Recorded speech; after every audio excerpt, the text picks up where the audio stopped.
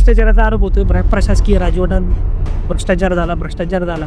भ्रष्टाचाराचे जर आरोप असतील तर माझी विरोधकांना म्हणणे आहे की तुम्ही फक्त निवडणुकीच्या काळापुरतं समोर येऊन समजू तर तुम्ही ते आरोप सिद्ध करा.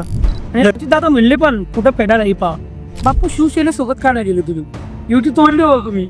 असं ठरवून कुठली गोष्ट झाली नाही. बापू तिकडे फटका बसला नाही शिवसेनेला. त्यांनी फक्त 70 जागेवरच म्हणजे लढत आहेत ते आज. उद्या गरज पडली राष्ट्रवादीची अजितदादांची तर त्यांना सोबत घे ना. बापू आम्हाला महापौर म्हणून दिसणार.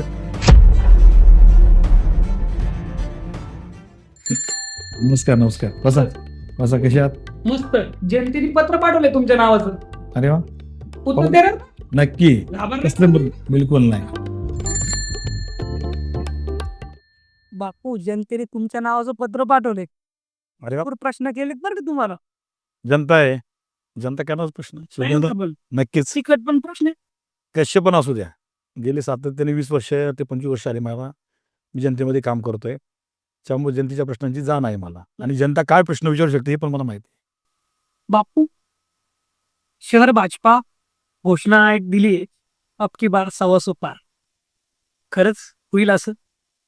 नक्कीच अब की बार 100 पारची घोषणा आहे. त्याच्यामध्ये थोडं ॲडिशनल करून आम्ही बोललो. पण 100 पार नक्कीच करू कारण येथील जनता सुज्ञ आहे. पिंपरी शहराला माहिती आहे की हा पिंपरी चिंचवडचा विकास कोण करू शकतं ते भारतीय जनता पार्टी करू शकतो. 2017 पासून भारतीय जनता पार्टी सत्ता हातात आल्यानंतर आपण पाहिलं की मेट्रो शहर आपण पिंपरी चिंचवड शहराचं केलं आहे. इन्फ्रास्ट्रक्चर डेव्हलपमेंटमध्ये त्याचाही प्रगतीकडे आपला आलेख आहे. नव्याने चांगले उड्डाणपूल, अंडरपासेस, ट्रॅफिक सिग्नल फ्री करण्यासाठी जे काही प्रयत्न करायचे आम्ही प्रयत्न करतोय. आपण सगळ्यांनी पाहिलं असेल कोविड सिच्युएशनमध्ये सगळ्यात जास्त काम करणारी पार्टी म्हणजे भारतीय जनता पार्टी. लोकांच्यासाठी ज्यावेळेस लोक घरामध्ये बसले होते सगळ्यात जास्त आमच्या भारतीय जनता पार्टीच्या कार्यकर्त्यांनी काम केलं आहे. आणि या जीवावरती मी सांगतो, या विश्वासावर सांगतो आणि या राज्याचे मुख्यमंत्री आदरणीय देवेगौडांचा या जनतेवर पण विश्वास आहे ना, या जनतेचा पण देवेगौडांवरती विश्वास आहे. त्यामुळे निश्चित अब की बार 100 पार हो. विकासाच्या जोरावर अब की बार 100 पार की 100 पार. म्हणजे मागच्यापेक्षा चांगला आकडा सांगणार आहे असं वाटतं. म्हणजे बापू भाजपामध्ये इन्कमिंग जोरात होती. म्हणजे एकदम तुम्ही वादळच आणलं. तुमचे क्वचित नेले पण तुम्ही त्यांची भरपूर आणली. असं घडलं. पण काही निष्ठावान नाराज झाले. त्याचा फटका तुम्हाला बसला. कारण आता व्हिडिओ किती व्हायरल होता ते. कोणी रडतंय, आमचं तिकीट कापलं, हे झालं, ते झालं. नाही, जिथे प्रवेश झाले बर. तिथे काही थोड्या प्रमाणावरती जे आमचे जुने संघटनातली लोक होती बरं. थोडे नाराज झालेत. त्यांची मनधरणी चालू आहे वरिष्ठ लेवलला. खुद्द या मनधरणीमध्ये आदरणीय मुख्यमंत्री साहेब पण आहेत. कारण आम्हाला आमचा कार्यकर्ता गमवायचा नाही आहे बरोबर. आणि कार्यकर्त्याबरोबर आम्हाला तिथले सीट पण आणायचं आहे.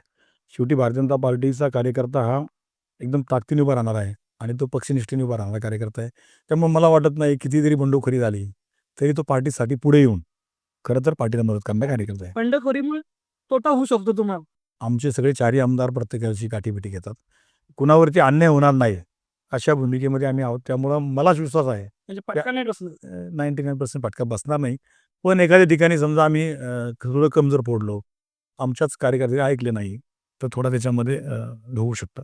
2017 मध्ये जे नगरसेवक निवडून आले भाजपाकडून काहींना तिकीट दिलं नाही. मग ह्याच्यामध्ये तिकीट दिलं नाही आहे थोडक्यात तिथे ती जागा शिल्लक आहे त्याच्या बाबतीत नाही राहिली. ज्या जागांमध्ये आरक्षणामध्ये काही चेंज झाले त्यामुळे काहींना तिकीट देऊ शकलो नाही. पण नवीन ज्यांनी काम केले याच्यामध्ये 40% युवा चेहरे आपण घेतलेत. महिलांमध्ये चांगले ज्या ऊर्जेने महिला काम करत होत्या.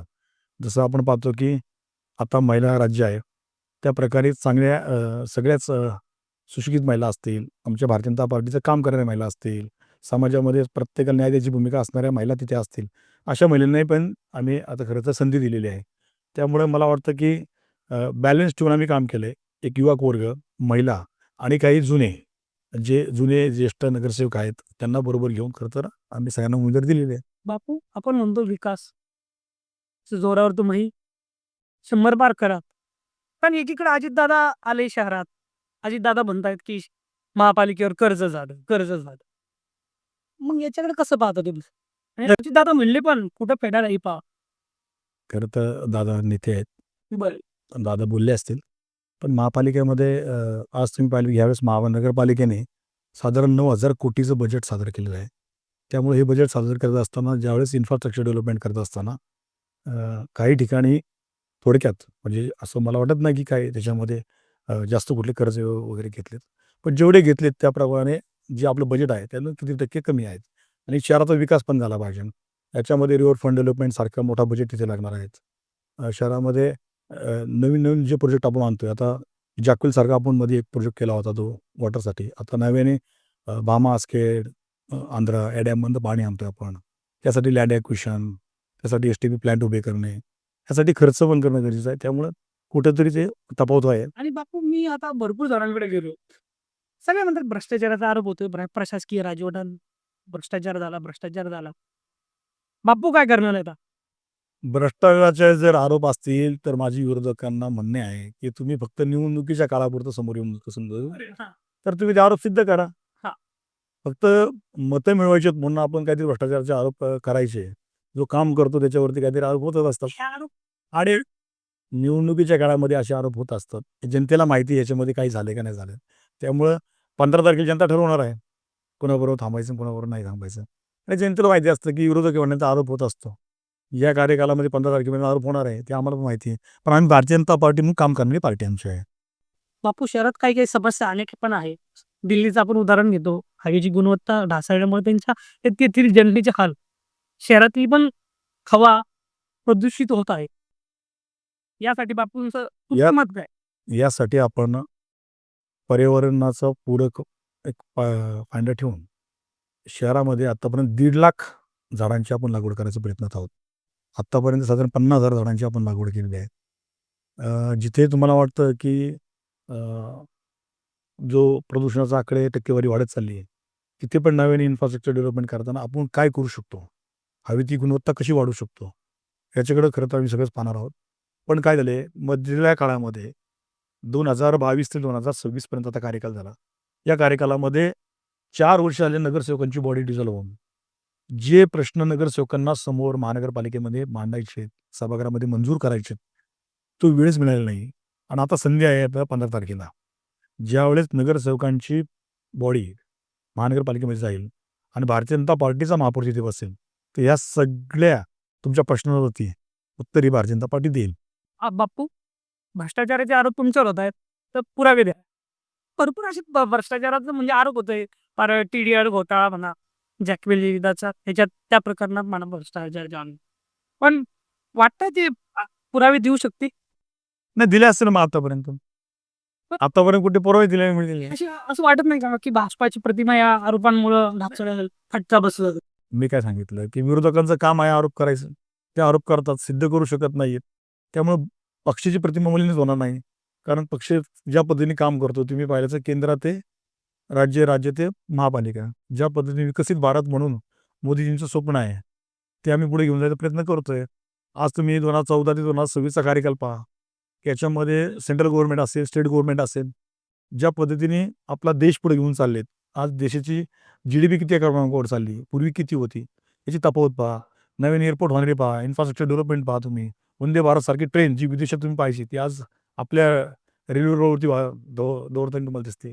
असे खूप मोठे प्रोजेक्ट येतात. त्यामुळं जनतेला माहिती आहे. जनतेचा पूर्ण विश्वास हा भारतीय जनता पार्टीवरती आहे, की त्यांचं भारतीय जनता पार्टीचं आमचं एकच ब्रीदवाक्य आहे, सबका साथ, सबका विकास. या पद्धतीने आम्ही चाललोय. त्यामुळं आरोप कोण करतंय, नाही करत आम्ही तिकडे दुर्लक्ष करतो. बापू शिवसेनेसोबत का नाही गेले तुम्ही? युती तोडली हो तुम्ही. खरं तर आमची पूर्वीपासूनची युती आहे. बरं. एका विचाराची पार्टी आहे. शेवटपर्यंत आम्ही हा प्रयत्न केला. आदरणीय खासदार श्रीरंगप्पा बारणे असतील, आमचे 4ही आमदार असतील. आम्ही प्रयत्न केला याच्यामध्ये 1-2 जागेवरती लास्ट मोमेंटपर्यंत जो वेळ गेला. खरं तर याच्यामध्ये थोडा अ, वेळ झाल्यामुळं अनेकांच्या मनामध्ये प्रश्न निर्माण झाले. बरोबर आणि वेळ गेला. खरं जायला नव्हता पाहिजे वेळ. पण तो वेळ गेला. काही सीटांमुळे वेळ गेला, काही वेळेमुळे वेळ गेला. असं ठरवून कुठली गोष्ट झाली नाही. बापू इकडे फटका बसला नाही शिवसेनेला. त्यांनी फक्त 70 जागेवरच म्हणजे लढतायत ते आज. जर वेळ जास्त भेटला असं हां. 128 जागा 127 जागा केल्या असतील. लढले असते. नाराज नाही असं नाराज तर नाही झाले मग मग थोडे नाराजी आहे त्यांची पण नाराजी पण आम्ही कुठेतरी दूर करू. सगळ्यांशी बोलतोय आपण आणि खरंच आम्ही त्यावेळेस सगळे एबी फॉर्म पण बाजूला ठेवले होते त्या गटामधले. पण वेळ गेल्यानंतर थोडं मनामध्ये ह्या दोन्ही पार्टीच्या मध्ये आल्यानंतर अचानक तो निर्णय वेगळा झाला. पण ठरवून कुठली गोष्ट झालेली नाही त्याच्यामध्ये. नक्की ना? नक्की नाही. कारण की म्हणजे बाबा आपल्याला भाजपाला नाही. पक्षाला आम्ही आदरणीय शिंदेसाहेबांची शिवसेनेबरोबर आम्ही जाण्यासाठी किमान 5 वेळा मीटिंग केली आम्ही. 5 मध्ये जागेंवरती बऱ्याच ठिकाणी आमचा एकमत पण झालं. 1-2 जागेंवरती थोडा विषय राहिला होता. तो व्हायला पाहिजे होता, पण तो झाला नाही. बापू मुख्य प्रमाणात आता शहरात तर एवढं चित्र दिसतंय भाजप वर्सेस राष्ट्रवादी हे प्रमुख लढत आहे. हं. चला भाजप 100 जागा जिंकल, उद्या गरज पडली राष्ट्रवादीची अजितदादांची तर त्यांना सोबत घे ना. हा तो माझा निर्णय नाही. तो वरिष्ठ पातळीवरचा निर्णय आहे. या राज्याचे मुख्यमंत्री आदरणीय देवेंद्र भाऊ आहेत. आमचे प्रदेश अध्यक्ष आदरणीय रवींद्र चव्हाण साहेब आहेत. आमची कोर कमिटी आहे. शेवटी हा एका महानगरपालिकेपुरता निर्णय नाही.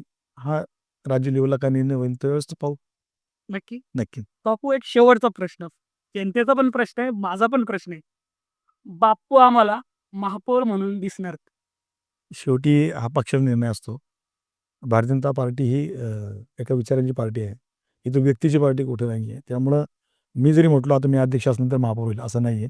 शेवटी पक्षश्रेष्ठी ज्यावेळेस निर्णय देईल तो आम्हाला सगळ्यांना मान्य असतो. त्यामुळे असं नाही आहे की महापौर होईल म्हणून. शेवटी पक्षश्रेष्ठी हे निर्णय देणार आहेत. पण माझ्या कार्यकालामध्ये मी असेल, आमदार असेल, आम्हाला सत्ता आणण्यासाठी जे आम्ही करतोय तर करण्याचा प्रयत्न आम्ही निश्चित करतो. त्यामुळं मला खात्री आहे की यावेळेस महानगरपालिकेमध्ये महापौर हा भारतीय जनता पार्टीचाच असेल. बापू तुमच्या लीडमध्ये कारण की तुम्ही भाजपाचे अध्यक्ष आहात. भाजपाला प्रचंड यश मिळो. तुमच्या हातून लोकशाहीची सेवा घडो. मी अशा शुभेच्छा देतो. मला तुमचे जे उत्तर दिले तुम्ही ते जनतेपर्यंत पोहोचवायचे. येऊ मग. नक्कीच. ओके. नक्कीच. चला जय